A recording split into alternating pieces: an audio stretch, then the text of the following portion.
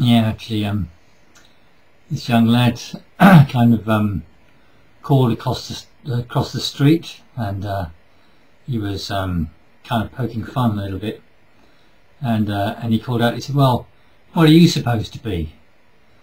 And I remember taking this quite in the right spirit, really, because I guess for him, seeing two monks dressed as like this, it was rather like a fancy dress parade, you know. Who are we supposed to be, or are we pretending to be, or what are we trying to indicate dressed the way we are? So the very image that we portray is designed in a way to be slightly challenging, and people are often a little challenged, but the point really of the samana, originally the monk, I think that the Buddha intended us to be mendicant, so we're not cloistered and closed away from the world, but we're living in the world. So seeing us in the street, and we have to be making contact with people who aren't monks every day for our survival. So putting us out in the street in this way helps people to stop and consider and wonder, you know, quite what we're doing, and perhaps there is another opportunity in the world, that another way of life that one can follow.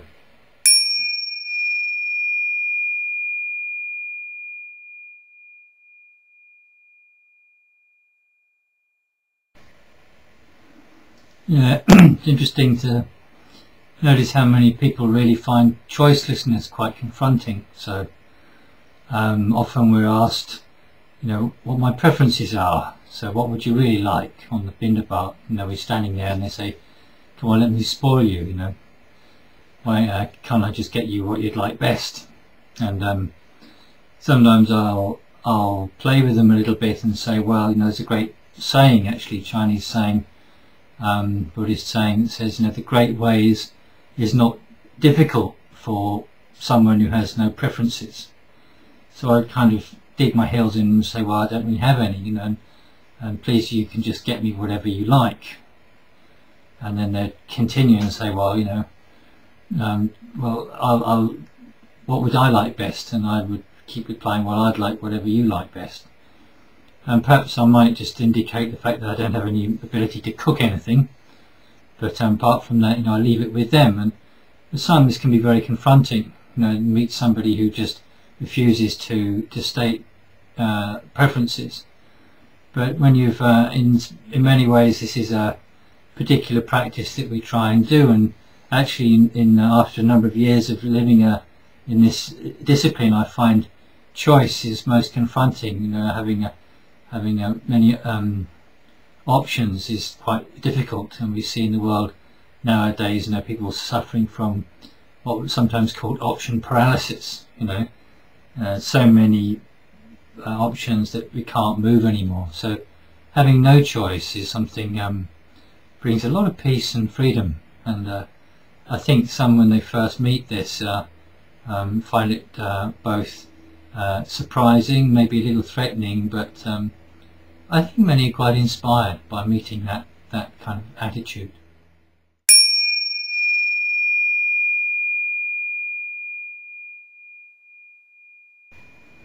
Yes, interesting that if you read the scriptures from the Pali Canon going back 2,500 years, you'll see that many of the questions that people ask us when they first meet the monks and nuns on the road, many things that they begin to question are very much the same questions that the first disciples of the Buddha were encountering when they started leaving their teacher and going off and exploring. And so you hear stories where the disciple would come back to the Buddha and say, well, you know, these people have been asking me this, and how would I reply? So it's kind of interesting, because you realise that actually people's lives, many situations haven't changed very much at all.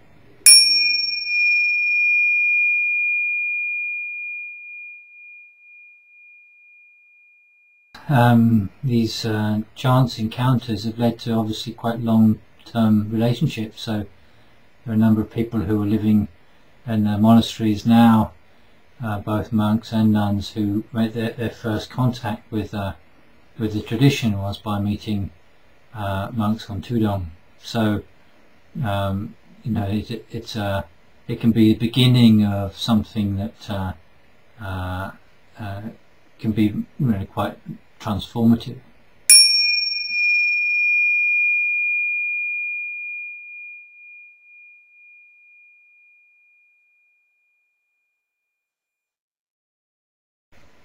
Yeah, the discipline we keep is something that we've chosen to do. I've chosen to do this. No one's inflicting it upon me. So we certainly wouldn't expect the people we visit and the lay community around us to abide by our rules. There are things that we train ourselves with. So there is a kind of negotiation in a way. We training the monks, we train our own mind by using the discipline rather than inflicting it on the people around us. So certainly to begin with, there's a certain shyness, and people are often confronted and worried about maybe doing something wrong. But it's useful to remember that the Vinaya, this discipline, is really designed for the monk to be training ourselves, and we're not expecting the lay people to behave in a particular way. Yeah.